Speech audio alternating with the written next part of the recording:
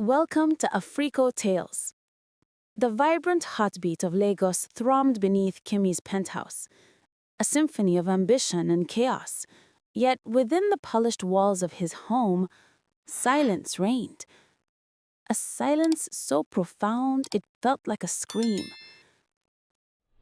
Kemi, a titan in the tech world, builder of digital empires, found himself a king in a gilded cage. His wife, Adara, a vision of high fashion and social grace, floated through their expensive apartment like a rare, exquisite butterfly. Beautiful to behold, but utterly out of reach. Her laughter echoed in the city's exclusive lounges, her gaze piercing the lens of society photographers. But in the quiet intimacy of their bedroom, her eyes were as vacant as the horizon after a storm. He was a man drowning in luxury, suffocated by an invisible shroud of loneliness. And as the endless Lagos nights stretched before him, a dangerous question began to form in the hollow chambers of his heart. Where does a man find warmth when his own hearth has turned cold? Kemi's world was a shimmering edifice of glass and steel, his penthouse apartment in Ikoyi a testament to his staggering success.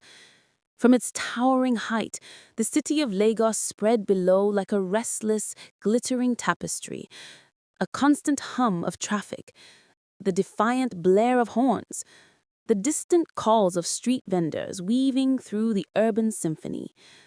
Inside, however, a different kind of sound predominated. The soft swish of Adara's silk robes as she navigated their spacious abode, the click of her designer heels on polished marble floors, and often no sound at all from her side. She was a woman sculpted for the covers of glossy magazines, her beauty undeniable, her elegance breathtaking. Adara lived for the flashbulbs, for the approving murmurs of the elite, for the endless pursuit of the next grand social event that would solidify her place in Lagos high society. Kemi, on the other hand, just wanted her to sit beside him, truly see him, beyond the designer suits and the enviable bank accounts. He remembered the early days, a whirlwind romance ignited amidst the buzz of an international conference, her effortless charm mirroring his own steely ambition. There was a spark then, a connection that promised a partnership, a life built on shared dreams. Now those dreams felt like distant, baited photographs. Adara's eyes, once full of playful fire, now held a cool disinterest when they met his. Their conversations had dwindled to logistical updates, social calendar clashes, and the occasional perfunctory query about his day. The bed they shared felt vast, cold, an ocean separating two distant continents. Kemi would often lie awake, the city lights reflecting like shattered diamonds on the ceiling, a heavy emptiness expanding in his chest. He was a man who commanded his respect in boardrooms, whose decisions shaped markets, yet in his own home he felt utterly powerless, utterly alone. The proverb, "He who thinks he is leading and has no one following him is only taking a walk," resonated deeply within him, whispering of a similar solitude in his marriage. Kemi's loneliness became a tangible presence, a silent companion that stalked him from the lavish breakfast table to a solitary evening drinks on the balcony. Adara's preoccupations were a meticulously curated schedule of fashion fittings, charity galas, and endless brunches with her equally glamorous circle. She spoke of European designers, investment opportunities in luxury real estate, and the latest gossip from the inner sanctum of Lagos's wealthy elite. Intimacy, both physical and emotional, had receded into the realm of ancient history, replaced by a polite, almost professional distance. Kemi tried. He truly did. He bought her extravagant gifts, planned surprise getaways to exotic locales, even attempted to engage in her social world, enduring tedious conversations about couture and caviar. But each effort felt like pushing against an invisible wall, met with an appreciative but impersonal smile, a fleeting kiss on the cheek that felt more like a societal obligation than a gesture of affection. It was amidst this growing emotional desert that Kemi began to notice Anu, their quiet housemaid. Anu was a stark contrast to Adara's polished veneer. Her presence was as unassuming as the gentle rustle of leaves in a quiet compound, yet possessed a serene diligence that was almost soothing. She moved through the apartment like a shadow, cleaning, cooking, organizing, her hands always busy, her face usually composed. A faint, almost imperceptible hum of a traditional song sometimes escaping her lips as she worked. Anu hailed from a small village deep in Ogu State, her accent a soft, lilting melody, her attire simple Ankara prints that seemed to ground her in an earthy authenticity Adara had long shed. Kemi observed Adara, demanding perfect symmetry in flower arrangements or critiquing Anu's choice of serving platter. Anu would simply nod, her dark, expressive eyes holding an unweedable depth that hinted at quiet understanding, never resentment. While Adara's world was built on fleeting trends and superficial displays, Anu seemed anchored in something more ancient, more enduring. The shift was almost imperceptible at first, a delicate dance of unspoken glances and lingering moments. Kemi, trapped in the echo chamber of his opulent life, found himself drawn to the quiet rhythm of Anu's presence. He'd observe her from his study, her methodical cleaning, the way she hummed a soft, melancholic tune as she folded laundry, a stark contrast to the jarring pop music Adara preferred. He noticed the care she took in arranging their meals, even when Kemi dined alone. The golden jollof rice perfectly steamed, the fufu molded with a sculptor's precision, not just tasks, but an art infused with a subtle, nurturing energy. Adara, for all her glamour, rarely stepped into the kitchen, preferring to entertain at exclusive restaurants or have caterers manage their elaborate dinner parties. Anu's food, simple and wholesome, tasted of home, of childhood memories Kemi had long forgotten in his pursuit of global recognition. One evening, Adara was out at yet another high-profile event, leaving Kemi to his usual dinner for one. Anu served him, her head slightly bowed. As she turned to leave, Kemi impulsively asked, "Anu, how was your day?"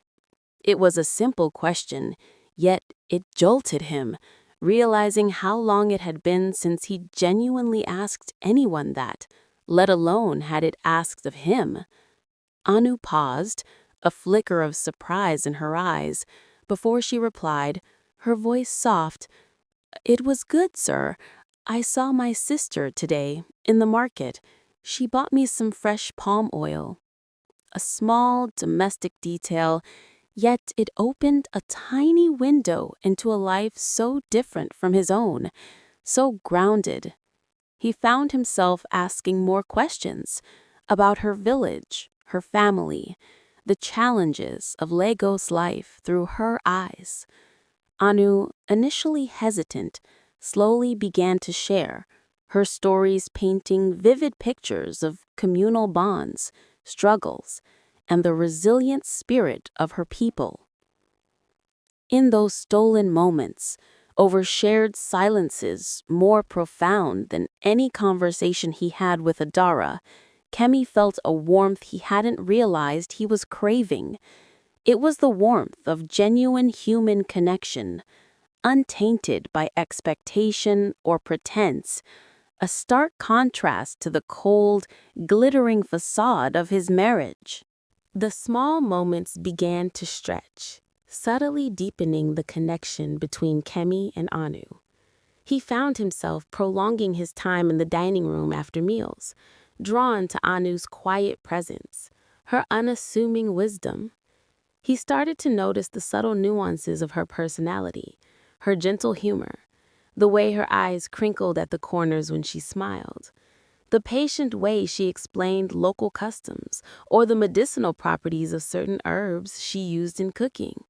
She never overstepped, always maintaining the respectful distance of an employee. Yet Kemi felt an unspoken invitation, a silent acknowledgement of the empathy that flowed between them. He would find excuses to be in the kitchen or the living room when she was working, casually asking about her day, about her village, about the stories his mother used to tell him as a child. A well-tied knot is better than a loose one that gets lost, a Yoruba proverb his father often used.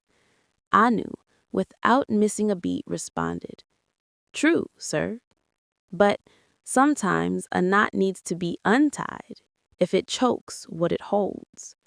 Her simple wisdom often cut through the complexities of his life, offering clarity he couldn't find in his high-stakes world. Adara, meanwhile, remained oblivious, or perhaps willfully ignorant. Her days were a blur of high society engagements, her nights often spent at parties or returning late, exhausted and distant. The chasm between them widened, filled now not just with Kemi's loneliness, but with a growing sense of quiet resentment. He recalled his father's words during his youth. When two elephants fight, it is the grass that suffers.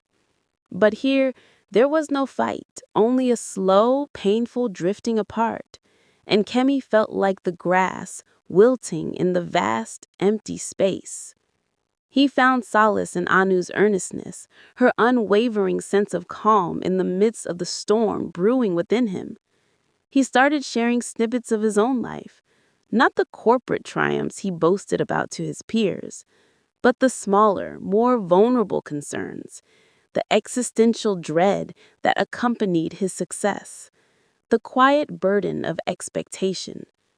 Anu listened without judgment, her gaze steady, her empathy a calming balm. He felt seen, truly seen. For years, not as a wealthy mogul, but as a man grappling with the intricate, often painful tapestry of life. This unspoken intimacy, delicate as a spider's web, was becoming the only genuine connection in his life. The line blurred, then vanished, as subtly as fog dissipating in the morning sun. It started with a hand accidentally brushing hers as she handed him a cup of herbal tea, a moment that lingered, charged with an unspoken current. One rainy evening, the city lights diffused into hazy halos. Adara was away on a weekend retreat with her friends. Kemi, feeling particularly desolate, had been drinking, the amber liquid doing little to dull the sharp edges of his loneliness. Anu, ever vigilant, noticed his slumped shoulders, the faraway look in his eyes. She brought him a warm blanket, her touch on his arm gentle, comforting. In that moment, the dam broke. Kemi, overwhelmed by a torrent of raw emotion, reached for her hand, holding it tight. "Anu," he whispered, his voice thick with unspoken pain, "I am so utterly alone." Her eyes, wide and startled, met his. He saw confusion, fear, but also, disturbingly, a flicker of understanding, a resonance with his pain. He leaned in, his gaze pleading, desperate for a connection.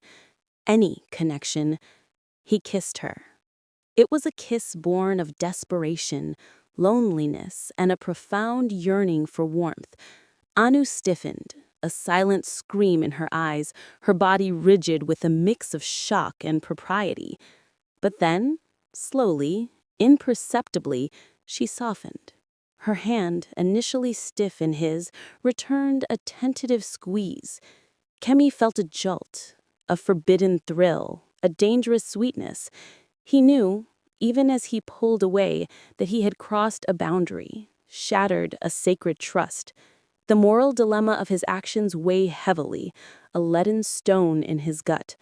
Yet the brief, illicit comfort he found in her touch, in her unwitting response, was a powerful siren song. The secret to walking is to start, an elder once told him, but this walk felt like a descent into an uncharted, treacherous territory.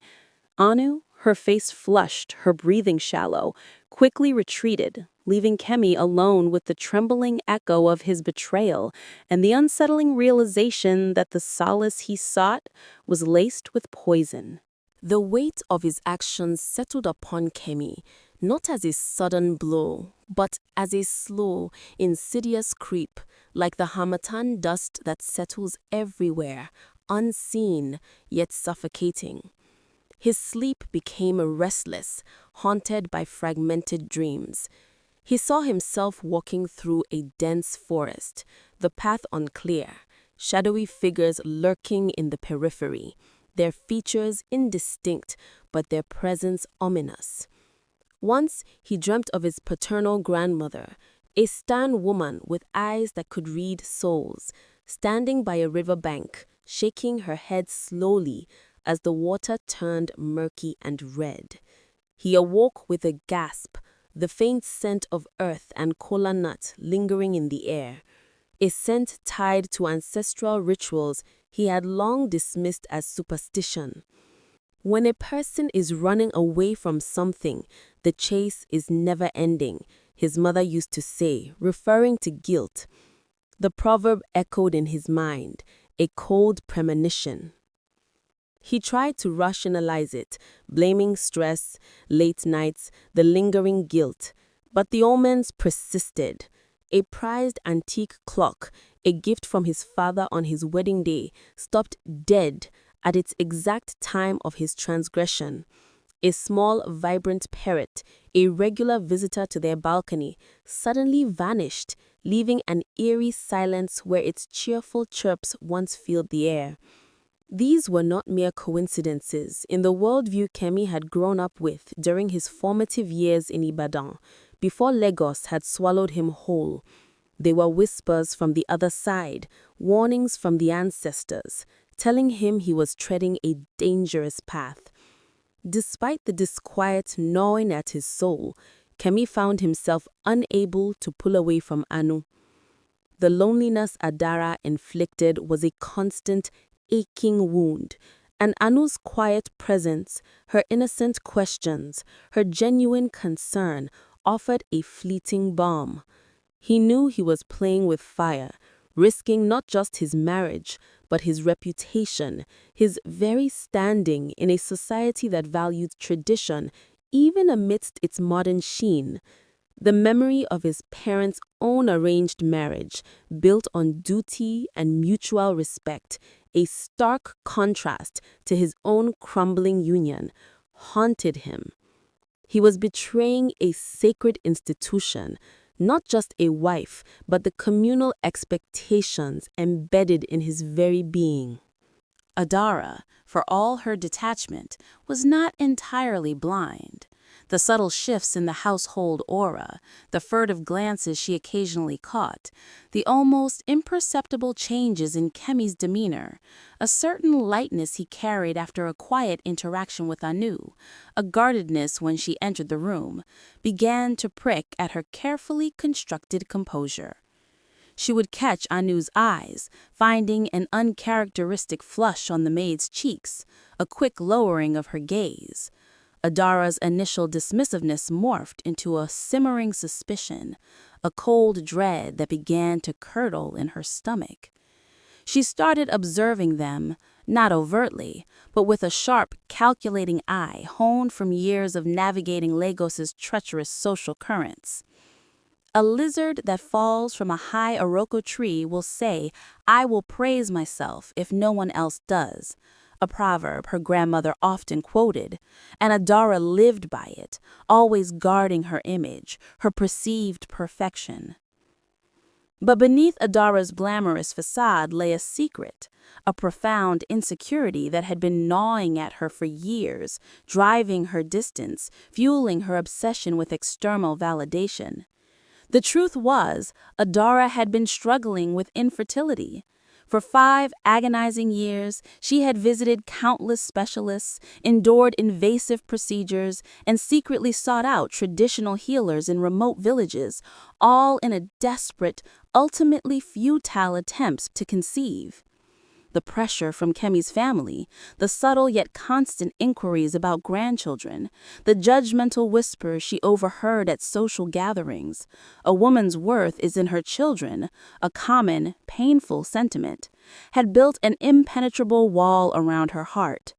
Shame, fear, and a crushing sense of inadequacy had pushed her away from Kemi, making her emotionally unavailable.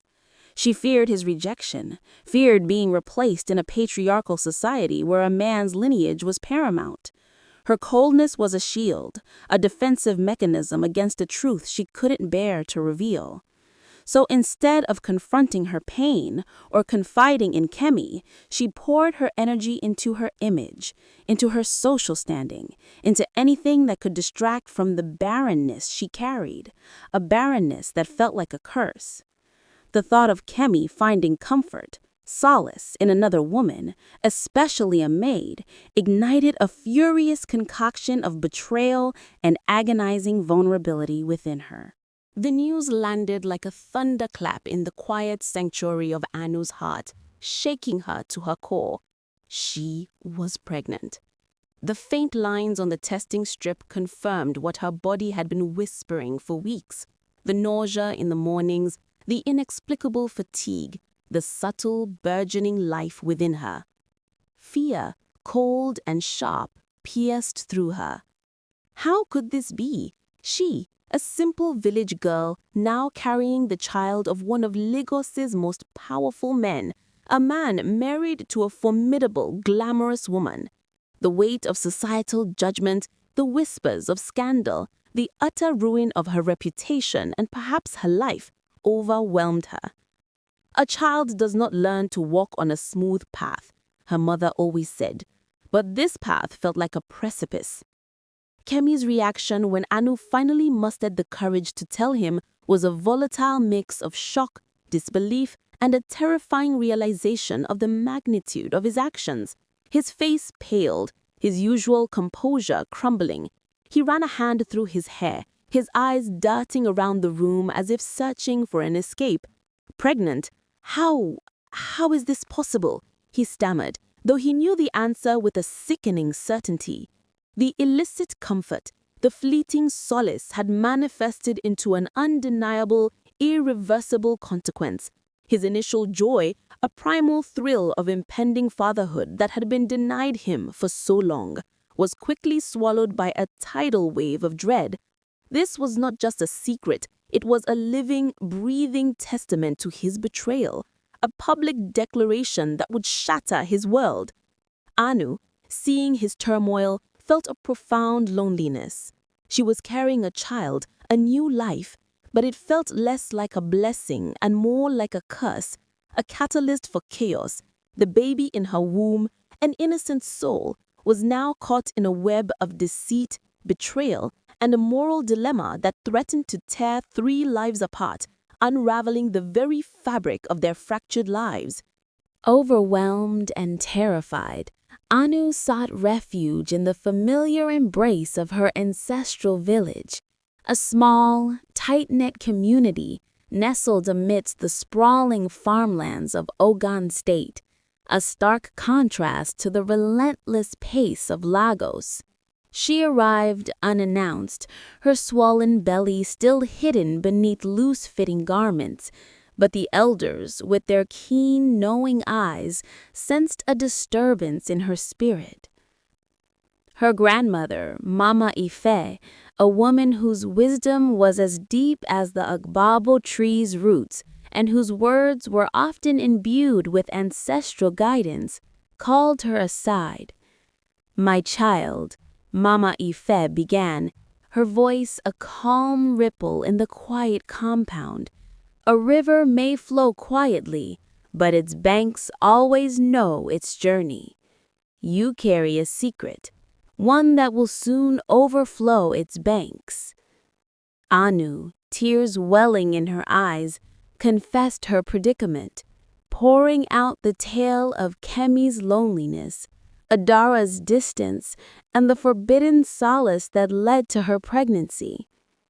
Mama Ife listened, her face unreadable, her gaze fixed on the distant horizon. She spoke not of judgment, but of consequence, of the intricate web of destiny woven by actions. The spirits of our ancestors watch, Anu. They favor honesty and harmony, not deceit.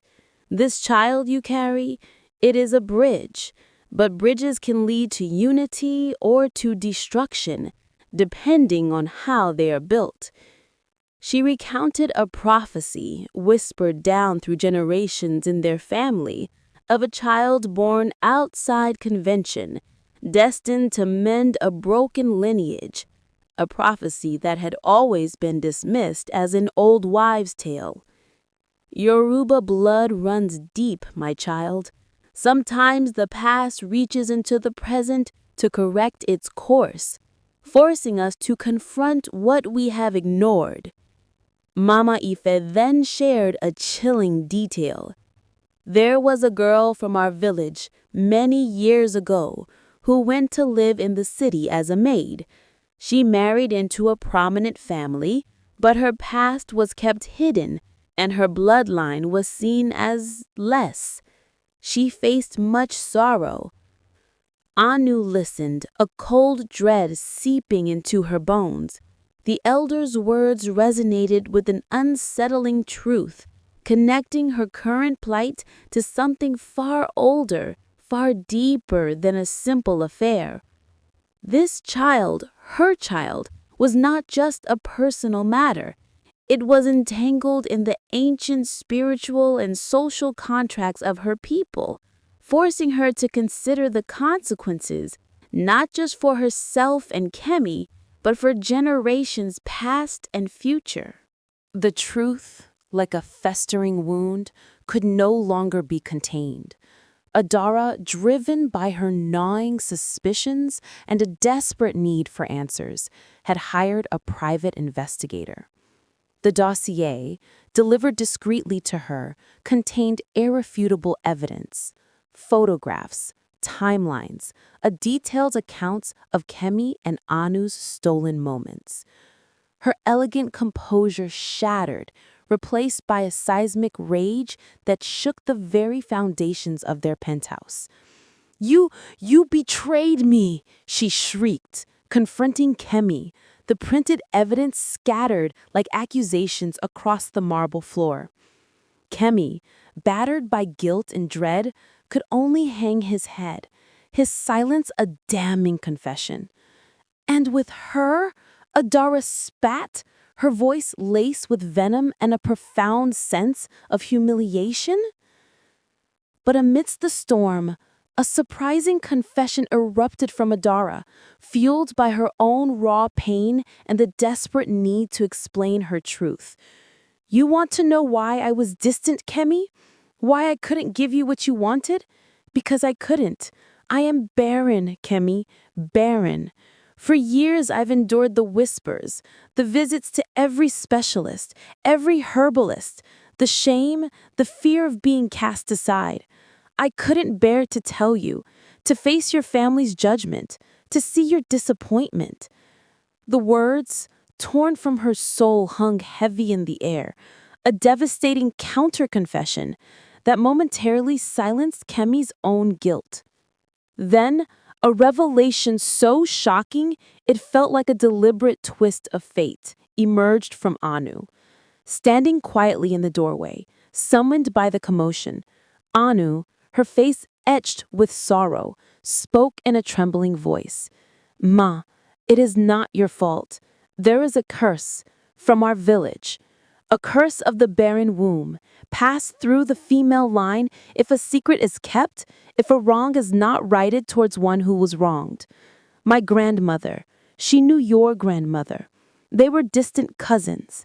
There was a secret betrayal, a broken betrothal, a hidden child many years ago that severed a promise between our two families. This curse was spoken, and it follows the line of neglect. Her words, rooted in ancient village lore, linked their seemingly disparate lives through a forgotten history, a deep, unsettling connection that now bound them all in a tragic, intricate tapestry of fate. The explosive confessions ripped through Kemi's family, necessitating an immediate, unprecedented intervention. His mother, Mama Kemi, a matriarch whose regal bearing commanded respect, summoned both Kemi and Adara to a tense, solemn gathering. The family's most respected elder, Baba Tunde, a retired judge, known for his unwavering wisdom and adherence to traditional values, was also present. The atmosphere was thick with unspoken judgments and bruised emotions. Babatunde began by invoking the spirits of their ancestors, reminding them of the sanctity of marriage and the communal responsibility that transcended individual desires. When a spider web unites, it can tie up a lion, he pronounced, his voice calm yet resonant. But when the threads are broken by deceit, the lion of shame can devour us all. The conversation was difficult, raw, and unflinchingly honest. Babatunde addressed Kemi directly, reminding him of his marital vows and the profound disrespect he had shown both Adara and the institution of marriage.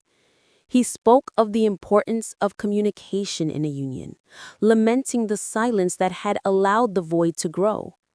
Then he turned to Adara, commending her for her courage in revealing her infertility, acknowledging the immense pressure she had faced in a society that often placed extreme value on a woman's ability to bear children.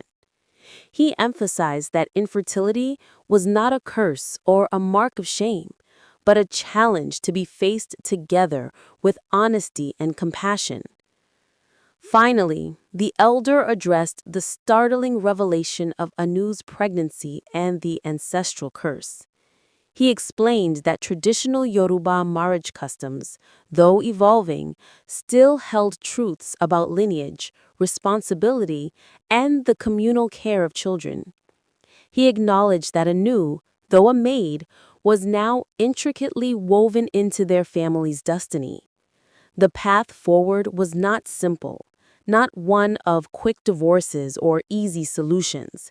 It was a call for introspection, forgiveness, and a commitment to restoring communal harmony, not by erasing the past, but by understanding it and building a more honest future. The elder proposed a difficult yet inherently African path forward, one that sought to heal the wounds rather than simply sever the ties. The elders' counsel, though painful, served as a potent catalyst. The days that followed were a crucible of raw emotion and difficult conversations. Kemi, stripped of his corporate pretense, faced the full consequence of his choices. He begged Adara for forgiveness, not just for the betrayal of his vows, but for his emotional neglect, for failing to see her pain, for allowing the silence to fester.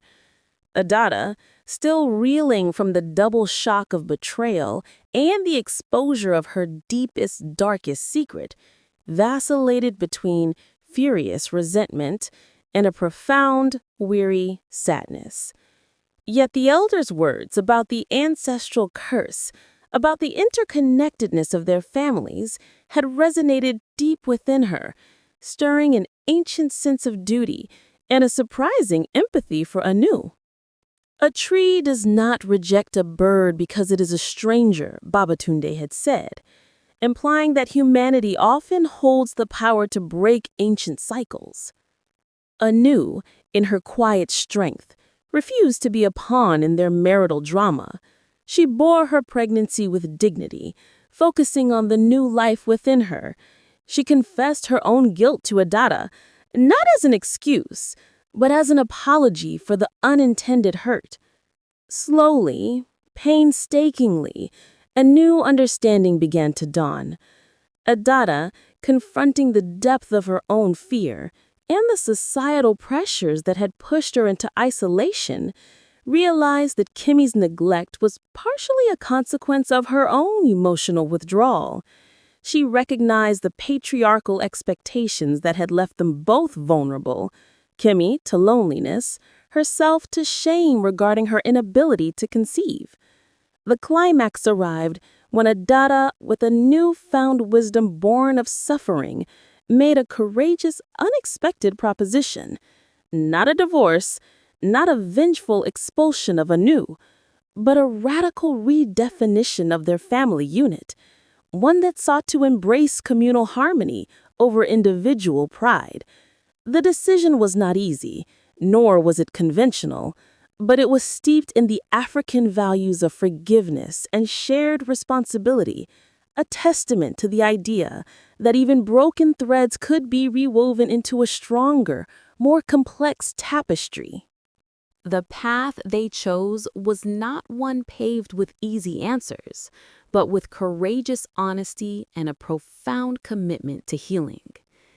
Kemi, humbled and irrevocably changed, devoted himself to rebuilding trust. He publicly acknowledged his failings, not just to his family, but to his community, understanding that true leadership began with personal integrity. He committed to supporting Anu and their child fully, taking on his paternal responsibilities without hesitation. Adara, in a display of strength that surprised even herself, embraced a new role. She decided to co-parent Anu's child, not as a replacement for her own inability to conceive, but as an extension of her family.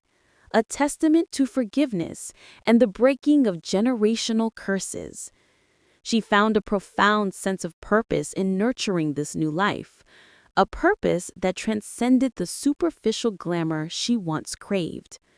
The ancestral curse, Mama Ife explained, was not a punishment, but a call to reconciliation, a demand for honesty that had now been met. Anu, no longer just a maid, became an integral part of their expanded family. Her quiet wisdom and unwavering resilience earned her deep respect. She raised her child, a beautiful boy named Emeka, meaning God has done well, instilling in him the values of humility and community from her village. Kemi and Adara, through therapy and genuine effort, rediscovered a different kind of love, one forged in the fires of adversity, built on mutual respect and a profound understanding of each other's vulnerabilities. Their home, once a golden cage of silence, now echoed with the laughter of a child and the quiet hum of a truly harmonized, albeit unconventional family. The story of Kemi, Adara, and Anu became a legend whispered in their family, a potent reminder that a river without banks floods the village. Greed for personal happiness without considering communal harmony leads to ruin. But conversely, facing the floods with honesty, wisdom, and forgiveness can carve a new, stronger riverbed for future generations. Their tapestry, once torn, was rewoven, not into its original design, but into something richer, more resilient, and ultimately more beautiful. If you enjoyed this story, then like, subscribe, and share this story with your loved ones. Also, tell us in the comments where you are watching from.